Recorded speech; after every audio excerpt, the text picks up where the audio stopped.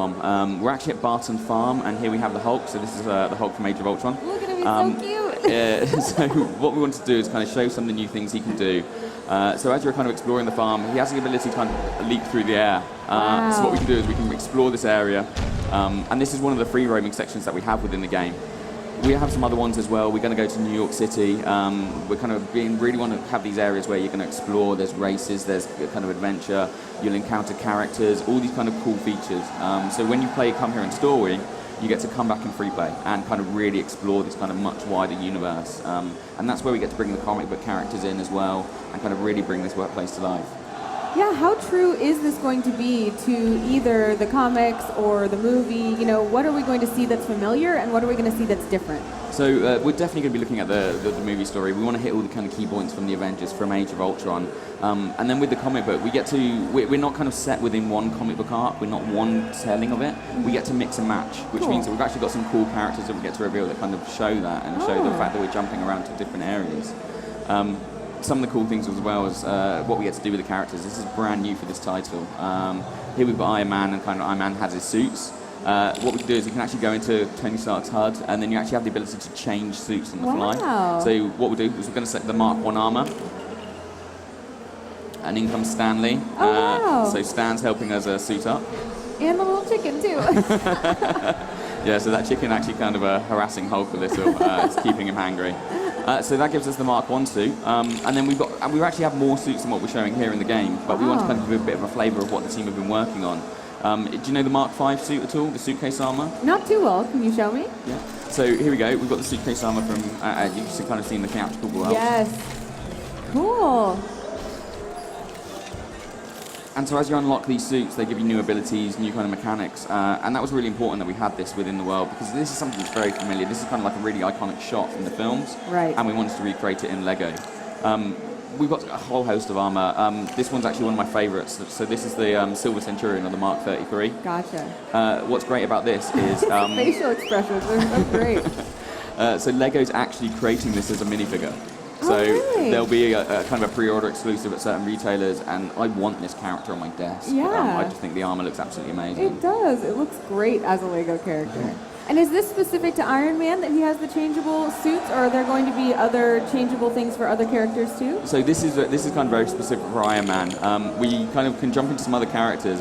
We saw Stan Lee earlier.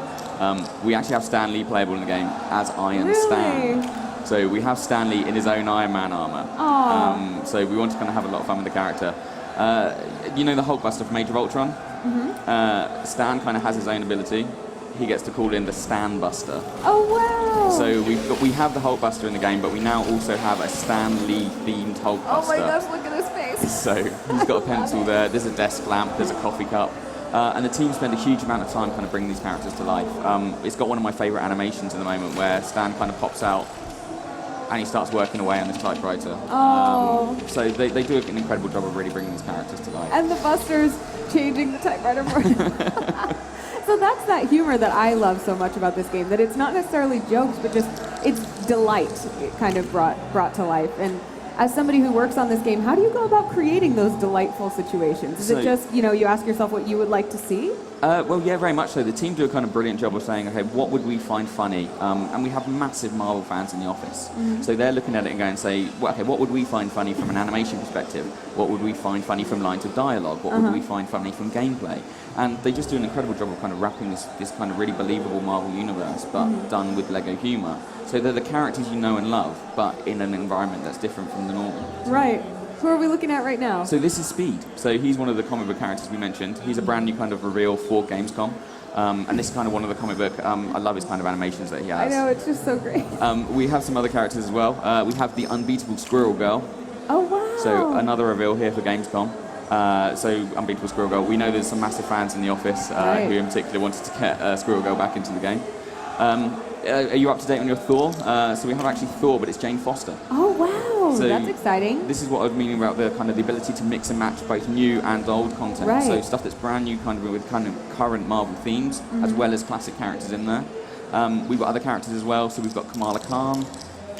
So Miss Marvel, so she's going to be in the game, and it's kind of really exciting that we kind of mix and match all of these people in this universe and kind of have a lot of fun with the characters. And so as I'm playing through the game, I can switch between any of these characters as long as I've unlocked them? Yeah, so very much so. That's what kind of free play is about. So when you're in story mode, we kind of set the real characters in the kind of real locations. Gotcha. But then when you come back in free play, we want you to be able to toggle, you want to switch, you want to be able to try these characters out, see what new moves, see what abilities they have. And sometimes, are there going to be objectives that I can only get as I go back in free play mode and use different characters and their abilities? Oh yeah, very much so. So characters will have unique abilities, and as you're exploring the world, you'll see things where you'll go, you know what, I need a certain character, I need a certain ability. So when you do unlock that character, you'll come back and go, oh excellent, we can now use this ability and use this character to progress and see more and unlock more content.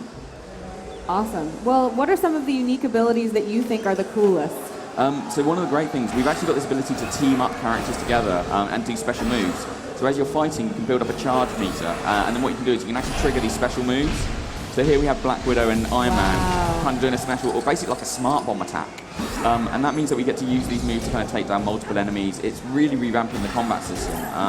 We know that people would love to build the kind of LEGO games, but they wanted more from what you could do with combat. So we've added these new abilities, we've added these new mechanics, and you can kind of decide when you want to trigger these moves.